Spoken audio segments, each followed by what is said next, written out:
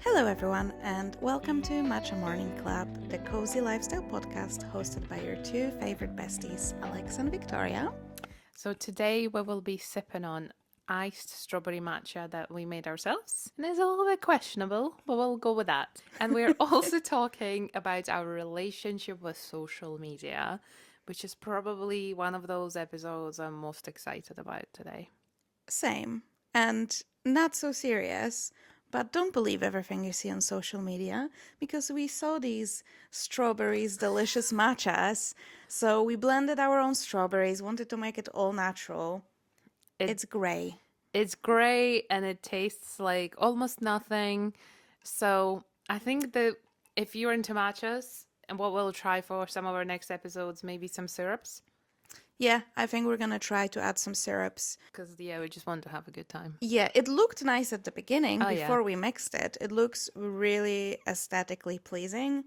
But if you see a recipe on your socials for a strawberry matcha and they don't mix it at the end, this is why. If you're watching on YouTube, you can see it. This Yeah. is why. It's all right. Yeah. So, first lesson about social media. But I have a question for you, go Victoria. on. Are you addicted to social media? I am addicted to social media. Sorry to admit, but I am. And you? Same girl, Yeah. same. I think most people are these days Yeah. within maybe certain age bracket. Like, although I can see how my parents are more sucked into social media to an extent as well. My mom is definitely a bit, she always sends me reels and stuff. Is she on Instagram? She's on Instagram. She's like one of those silent accounts. She's never made a post in her life. Her profile picture is not her picture. So that kind of user, completely opposite to me. My dad is on TikTok. Wow. My mom is on TikTok too as well. And it's so cute because he watches videos on like iPhone tips and tricks. Okay. And then whenever I call him, he's like, "Oh, did you know that if you go into settings and do this and that, it will..." I was like, "Oh my God." But it's really sweet. Yeah. And he comments on my TikToks, that's cute. which is like peak Yeah, cuteness. my mom leaves me 3 fire emojis on every single video. I love that. And then she also sends like, you respond to the reel with a fire emoji. So every time, so she does my Yeah, yeah. engagement, I guess. So I appreciate Ideal. that. Thank you, parents. So thank you, parents. So I think this episode is very of like coming clean about social media. We all know, I think we all agree it's very addictive. The majority of our listeners are very much similar age bracket. So what makes it so addictive? What doesn't really? I think for me, especially, it's sadly the dopamine hits. And obviously, if you ever feel bad, I'm telling this to you and all the people, if you ever feel bad for like not being able to stop scrolling, don't, because there are people sitting designing these apps and the algorithm to suck you in. It's not you, it's literally them. I think that's so fair because when you look into how, TikTok, Instagram, how the algorithm works, you will know really well that if you watch 1 to 3 videos about the same topic on TikTok, suddenly your feed is so much fuller with that same stuff. And obviously they think you're interested in it. And it's a fair assumption that you are. And it's giving you more of what you want, which is the perfect scenario for human behavior. Yeah, absolutely. And I think it's obviously we could talk, and a lot of people talk about the attention span and whatnot. But I think that that's what makes it so addictive, is that you scroll and you have those short videos. So you don't need to give a lot of time Yeah. to see it. That's when you get the dopamine hit. So obviously, if you compare it to like even traditional TV show, when sometimes, we might even have to watch like 2 to 3 episodes to get into the story. Yeah. Commit. Or sometimes we've all watched TV shows when it was fun, and the ending was crap. And then, yes, we all have that, at least one show, but basically then you feel like you wasted your time. Or even a movie, you put in a movie and it started okay, so you keep watching it, and then it ends in a manner that you didn't like, and you're like, oh, I just wasted so much more of my time. like 2.5 hours of my time. But you kind of don't think that about TikTok, because even though maybe you scrolled for 2.5 hours, you're like, oh, haha, but like I saved some videos, I sent some videos to my friends, I had a laugh, I had a cry. Yeah, beautiful. What's Beautiful. not to like? And I think I don't get that with YouTube as much, but I personally know some people who have YouTube addiction even. It's that situation where you watched one video and, on the right side of the YouTube page, you have the suggested. So he's like addicted to the, same topic. You keep digging that hole for yourself. I don't get sucked into that on YouTube. I think I'm immune to that in a way because I it's long think form content. I think it might be the content you're watching as well, because I'm Yeah. assuming you're more like vlog. Yeah, I watch like vlogs or day in a life, those kind of bits from people So I it's, follow. yeah. So it's not like how to's maybe videos, but on social media like TikTok and Instagram, for me it's like, yeah, just keep scrolling. And even if I didn't like the video I just saw, I just swipe and there's the next one that will probably satisfy my needs. So I it's know. easy. And then you think like, oh yeah, like watch a couple of videos, but then a couple turns into 20 minutes, 30 minutes to an hour. And the amount of times I've done that is actually embarrassing. Yeah, that's my problem as well. And I have to say, I think ultimately YouTube is my favorite form of Yeah. social media because it's long form. I feel like I can get a bit more out of it, but also I don't get that sucked in, like you said, like some Yeah. people do. I'm like, oh, I'll just put this video in the background while I'm like ironing my clothes or Yeah. something. Or sometimes even like, oh, I'll have breakfast and watch something.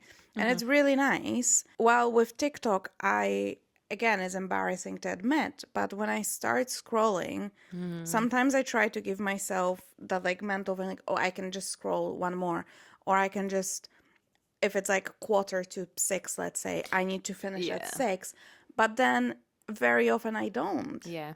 Same. It's actually, I think this episode will be the discovery how deep the problem is. Very. Like, I know it's a problem, so we'll touch on that.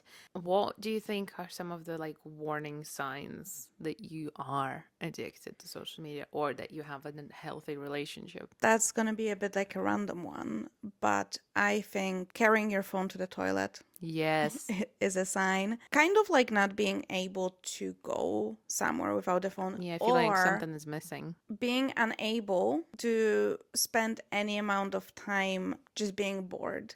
So, I have that. I saw now, like when I'm waiting for the bus Yep. and the bus is in like 3 minutes even. I'll Oh, still take a the few phone minutes on social and media. scroll. Or when I'm queuing for something in a shop, I just constantly have this thing. Like I cannot. Can't just stand still with yourself, No, yeah? I think what social media did is like, obviously we don't want to be uncomfortable, but it gave us a way to not be Yeah. uncomfortable.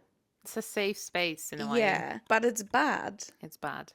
Because we need those quiet moments. We need those little spaces when like to allow ourselves to feel boredom. I And think, yeah, it's so much nicer sometimes to just watch the world go by for 3 minutes. Like, you can do this, and I know I can do this, but it's still, again, the app's designed not to. And I mean, a bit hypocritical in a way because we are recording a podcast, we're posting about podcasts on social media, and we'll, I think, talk about why, how much do we owe to social media. But for me, it's also, I reach for my phone every morning and I start scrolling, and there's no reward for me in there. Like, what's the point? What am I trying to achieve with this? It's absolutely useless for me because I'm not watching anything useful. I'm not learning anything. I'm also like barely really entertained because the content nowadays, again, it's not the best. I don't say that I'm having the best time of my life every time I scroll. It's just like the passing the time. I get much more actual enjoyment out of scrolling social media when I do it, like when I do it on the bus, for example. Yeah. I have like 25 minutes, and that's the time I'm on the bus, let's say, and that's when I can scroll. And I get off the bus, and then I'm walking, so I'm not going to be scrolling. And it's a naturally like a turn off of the social media scroll. But I think it's the guilt when you like in the morning you need to do something. I'm very often angry with myself if I do scroll in the morning, because then I'm rushing out the door and I'm Yeah. like, I could have avoided this. It Could could have have done been a something else. chill, even like even if I've done everything I needed to, it could have been done in a really relaxed manner. But I scrolled for 15 to 20 minutes, which added nothing to my life. Yeah. Not to say again that social media, because I am not one of those people that will say, oh, social media is awful, social media is all that's wrong with today's society. I think social media gave so many people a chance to make a living and make money and maybe pursue some creative outlets. And there's so many we met on social Yeah. media that you can meet people, people who maybe like want to become singers, they can become famous, Yeah, or like like become TikTok singers. or actors, like all sorts of amazing things can happen. It just comes down to using it, but the problem is the design of it. Yeah, it's one of those, and I think again, YouTube is one of the better ones. For me, anyway. Some people might disagree. If you do disagree, let us know if you think YouTube is worse or any other apps. Like, I'm not on Reddit, but I know a lot of the people are, and they spend their time on Reddit or I love Reddit. yeah. So I'm not like I very rarely go on there, and I don't even think I have an account. I just go on like if I Google something. Yeah, I don't start. Honestly, it's like a black hole. I go, and that's actually is the social media I usually will go to in the morning, because I feel like in a way it makes me feel like I'm not scrolling, Yeah, because I'm reading. it's not videos. Yeah, Yeah. I'm reading here, okay? But yeah, it usually is like silly stuff, but also lawsuit between Blake Lively. It ends with us. All right. Yeah. It Yeah. Yeah. ends Yeah. with a Yeah. lawsuit. There's a whole subreddit on that. Okay. And honestly, it's mind blowing. And the amount of time I stupidly spend on it, because obviously it doesn't change anything for me in my life.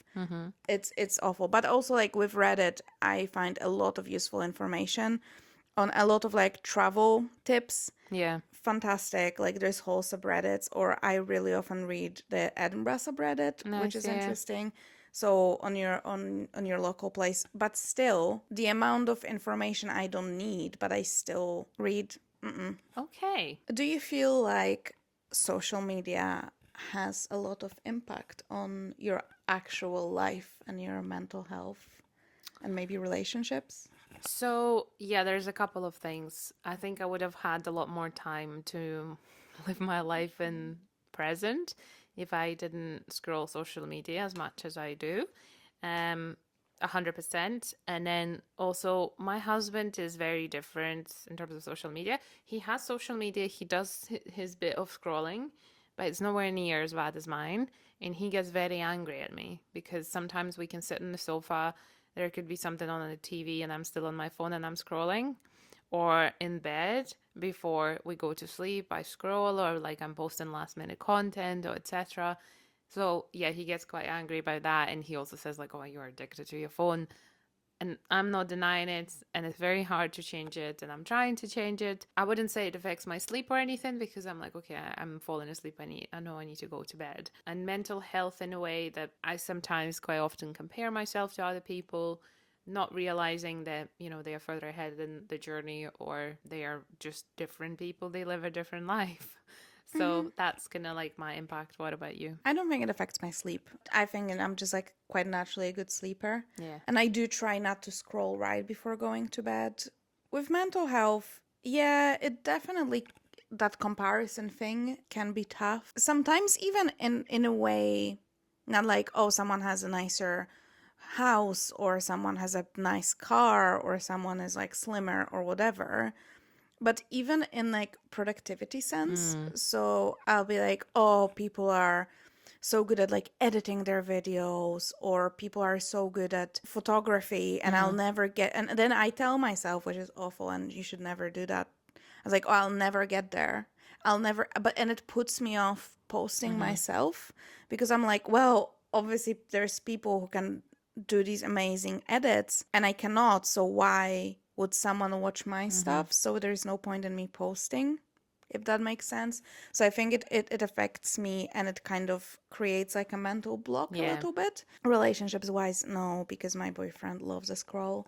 So he has his own social media that he likes to scroll. I think these are obviously the negative sides of social media, which I think everyone deals with.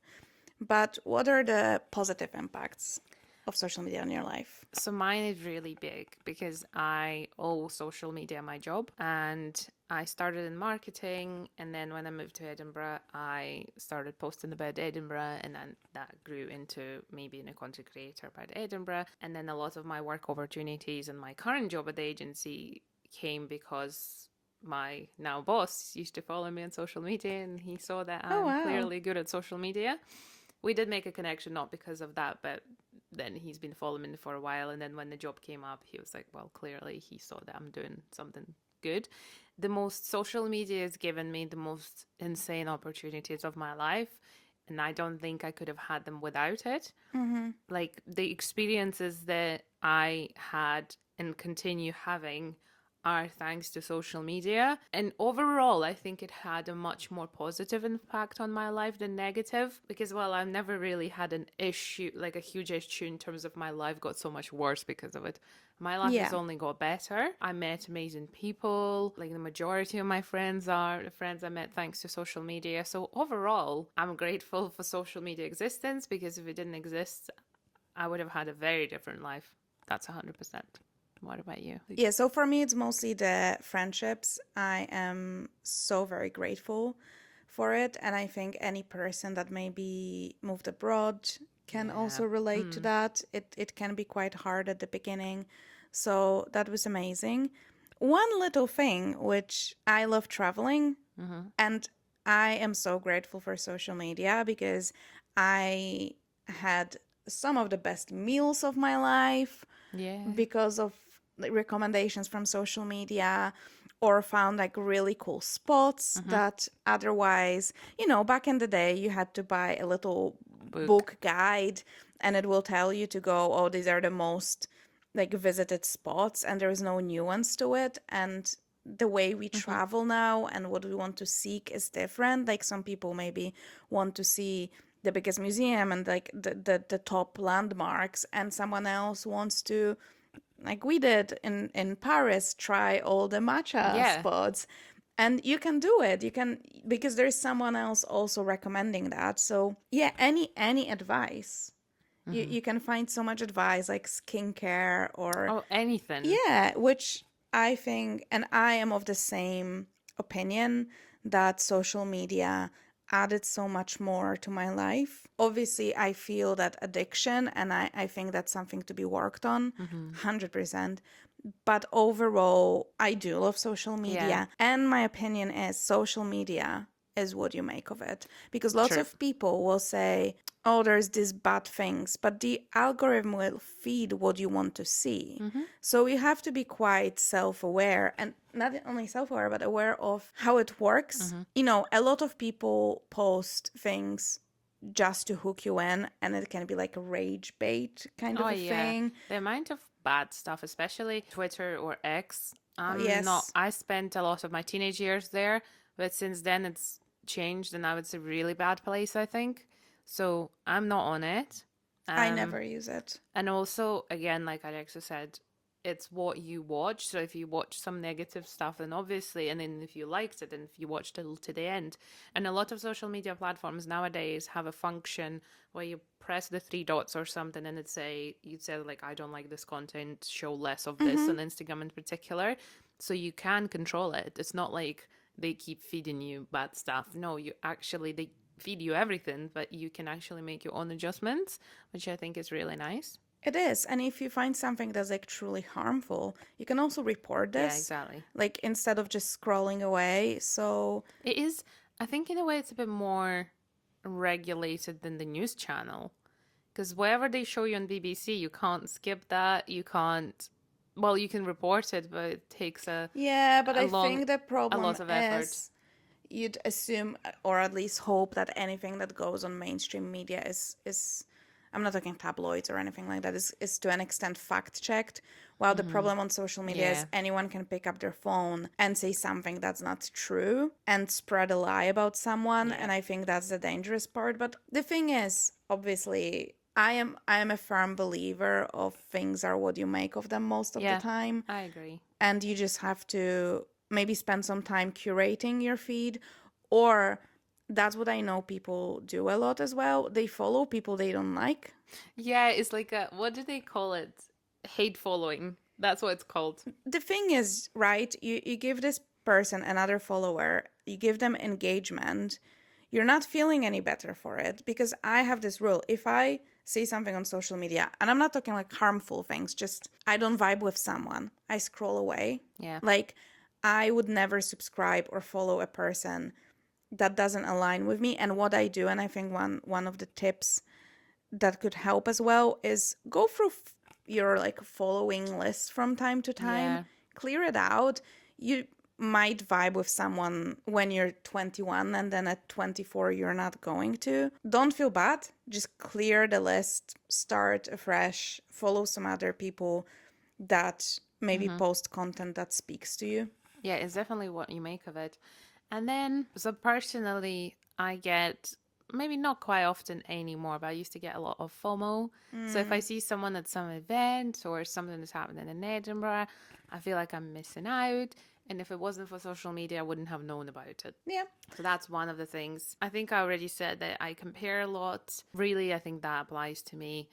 And kind of like because the reason why the stuff I do is sometimes successful, sometimes not so much. We all seek external validation in very different ways. But in order to do in social media well, you need to seek that validation. And validation is comments, likes, shares, etc. And we do depend on it as creators because, well, without your likes and your shares, this podcast wouldn't be what it is. Yeah, that is true. Obviously, yeah, I think being aware what it comes with, especially, but that only applies really to creators, because Yeah. there's so many social media users that don't create or just post on Instagram their like personal photos just for their friends to see, really, and not for anyone else. So obviously that's not gonna affect them quite as much, but that comparison to other people still Yeah, even might. if you're just like a quiet follower, basically they call them. You sometimes it's the quietest followers that your biggest cheerleaders. I saw this statistic the other day, which was very interesting. It says that 60% of your followers have never commented on your stuff, and a little bit less of them never even liked your post, but they still follow you, Yeah. which obviously is very interesting because and sometimes you might meet a person or say your friend, they never like or comment your stuff, but they actually your biggest supporter. They really like the stuff you do, and it's very interesting because, well, it's kind of like they're there, but you also don't because they don't engage from a creator perspective. And I think for me as well, like I follow a lot of people that I really admire, and I'm like, wow, like Lydia Millen, Yeah. the stuff she does, like I love it, like I love her lifestyle, but I had never commented on her post. Why? I don't know. And quite often I don't like stuff because I can't be bothered, which is a bit weird. I watched the video, I was like, okay, next. I think It's TikTok's really interesting. bad for Yeah. that. But I also think it might be very, like, you're saying, like, people follow you and maybe your friends. I think people who are not on social media as creators don't realize how important it is, Yeah, it's one of how those much things. of a difference it makes when you do engage. And I'm not even saying commenting because that requires a bit more, but Yeah. even liking, or on TikTok saving. Yeah, saving or sharing to your friends, etc. Yeah, absolutely. So, yeah. And that one note as well, just to show how much goes on beyond comments and likes. Adam Masseri, who's famous as the Instagram guy who runs the show, he actually said on, I think it was Grace Beverly's podcast or something, a very good episode about anyone who wants to know how Instagram actually works. He said that the majority of interactions on Instagram happen in DMs. Oh, wow. So people talk.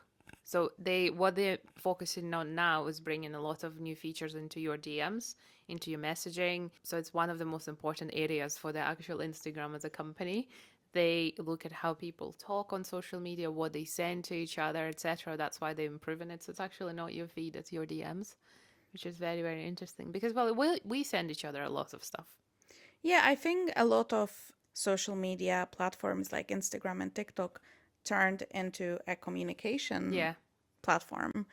And a lot of people will just have whole chats. I can't even tell you how many people that like I can call my friends or like acquaintances, and I only exclusively talk to them on Instagram. I don't even have their mobile number, which is sometimes I think about it. It's crazy because like, what if I have something urgent? I can't call them. I don't have their phone number. So, and I'm trying to change it. I'm trying to just at least ask for their number just so I have it just in case, even if we do Yeah. keep talking on Instagram. Fair enough. So let's maybe talk about how to find balance in this crazy social media world and normal world, because it's so intertwined now for people. It's a tough question. I think, especially from someone who clearly has a bit of an addiction. What I have done for myself is, and you can all do it, I think it's available on all sorts of phones, you can set an app limit. So I have set myself a 3.5 hour app limit on all social media. That includes, well, YouTube, Instagram, TikTok primarily, combined. So if I exceed that limit during the day, it will give me a notification says reach your time limit, and then, well, you can obviously press extend by 1 minute, extend by 15 minutes, never remind me again, but try not to do that. And that kind of really helps because that makes me stop and realize, oh, you have been scrolling for quite a while. This is your reminder to stop. And because my job is in social media, quite a bit of that time obviously takes to post content or interact with clients' content.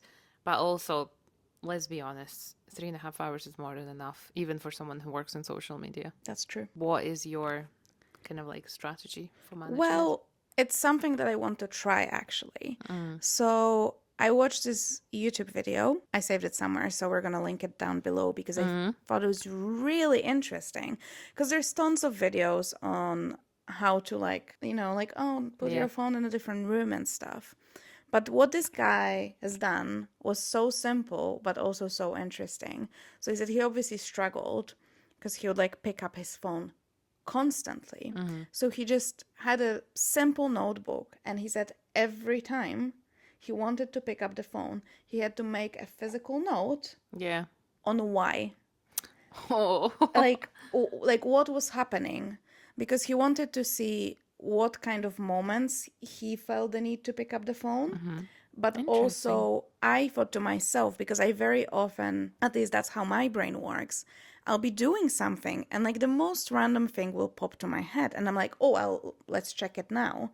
But I was like, oh, maybe I could make a list of things that I want to check. And then once maybe I'm done with my task and I have a little break, I can just check all that stuff and save it. So just like a brain dump. But I found this so fascinating because he said seeing it, and especially at the beginning, the list was so long. So it's a visual representation.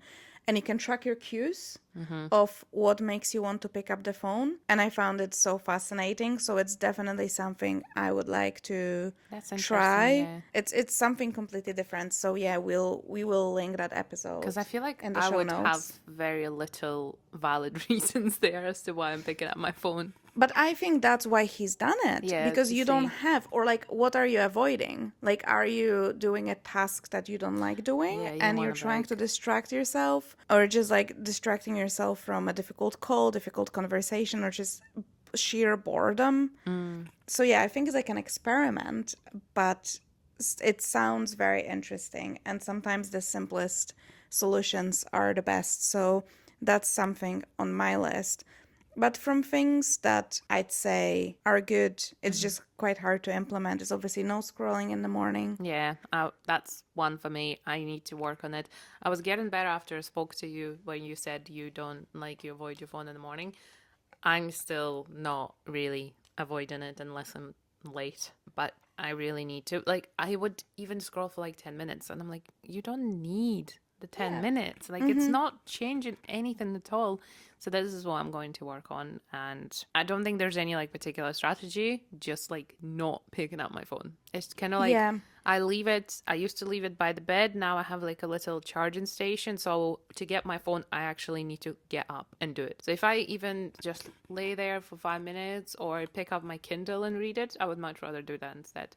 Yeah, Today, absolutely. for example, this morning, I was supposed to read. Well, guess what? Stood up, went to the toilet, picked up my phone, scrolled for 30 minutes, and then I was like, boom, I need to get ready, need to leave. Did not read. Disappointed and embarrassed. That was my issue as well, because now that we're recording it, yesterday was Eurovision finale, and I was so tired in the evening. So I watched all the performances, but I was like, "There's no chance I'll make it to the end."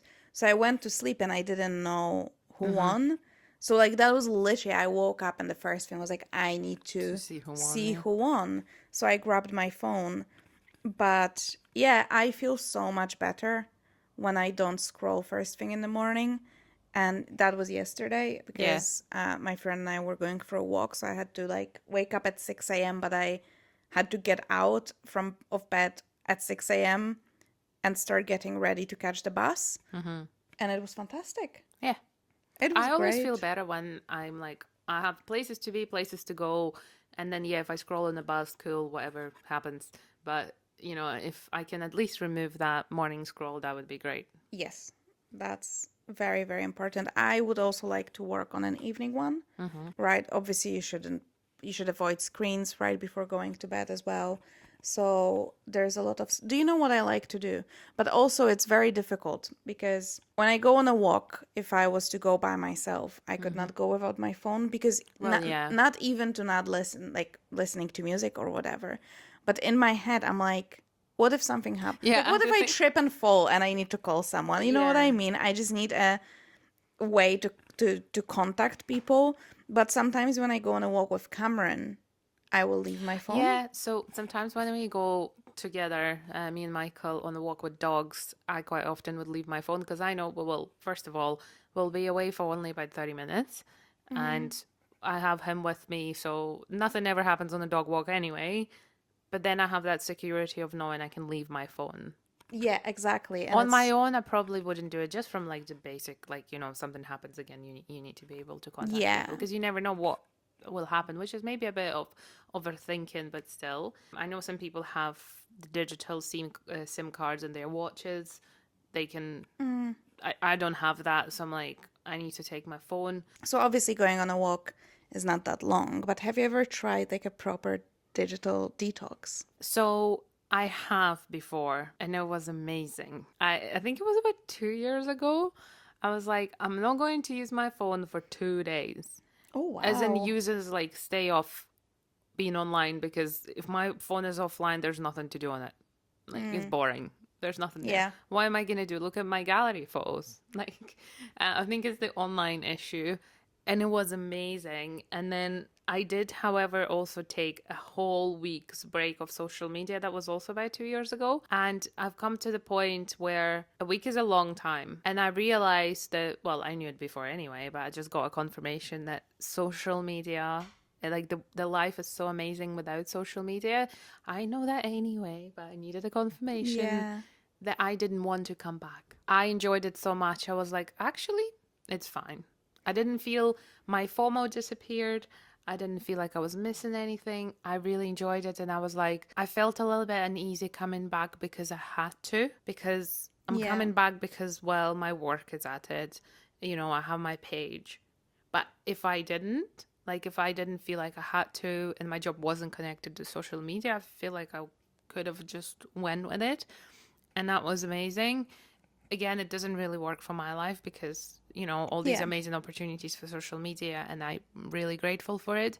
But what I have started doing recently is every Sunday I try to stay off social media, you know, and you will be able to see in my screen time graphs, like every Sunday the use is minimal, which is great, which gives me that nice break. And then on Monday I'm catching up on things when I start working again, and it's really helped. And I think 1 day a week for me is enough. Sometimes the weekend is a bit too long because I can miss some things from like friends, etc. Yeah. Like I would obviously never ignore a friend for like two days, etc.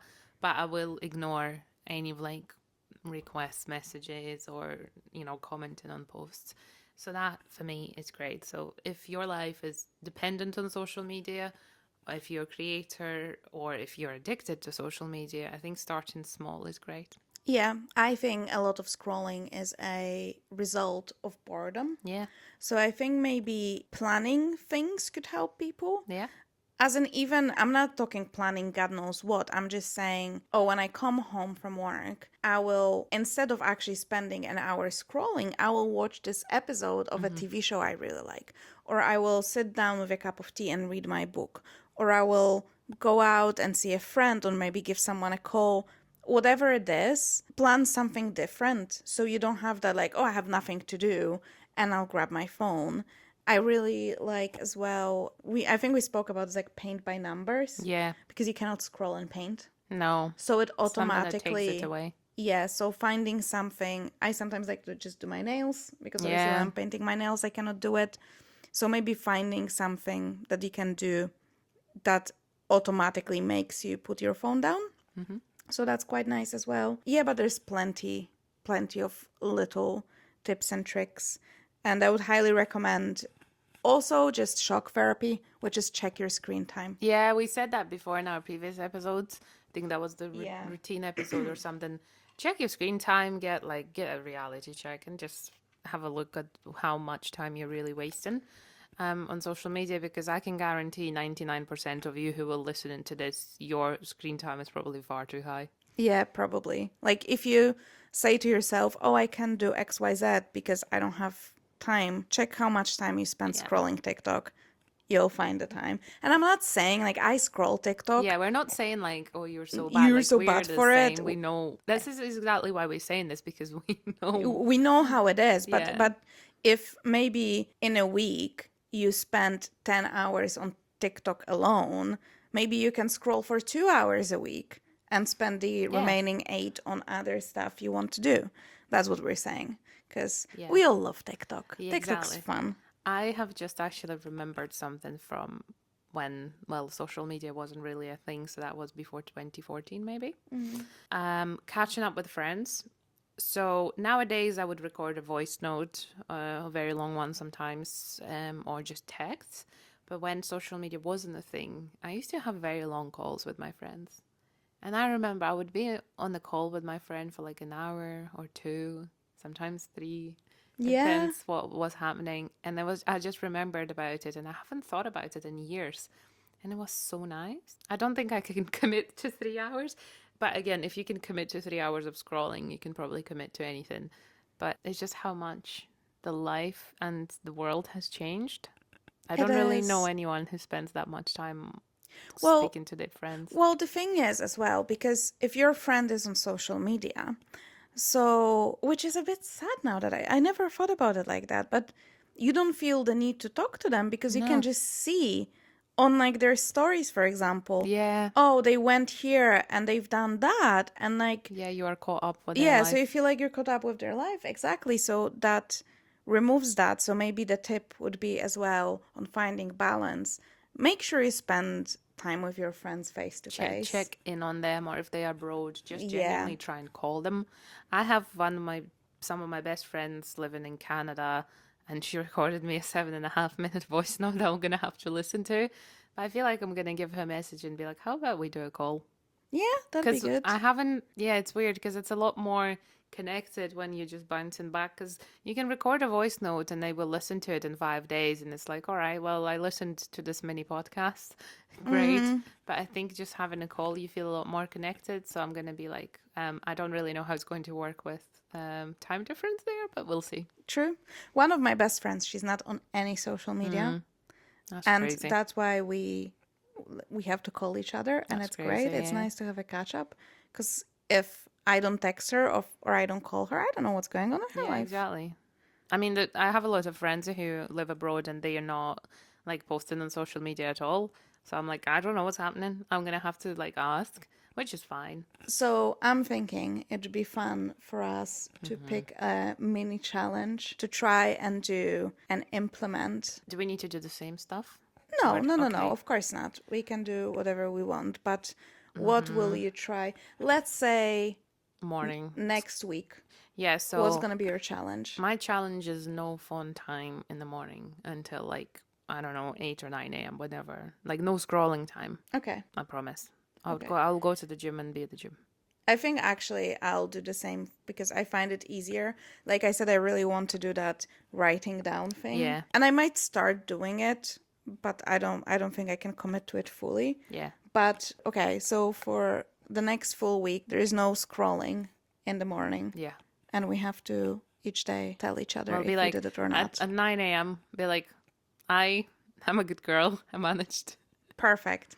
So that's our challenge. If you would like to join us on the challenge, you're more than welcome to. Or if you want to try something else, please let us know. Please talk to us on our socials, get in our DMs.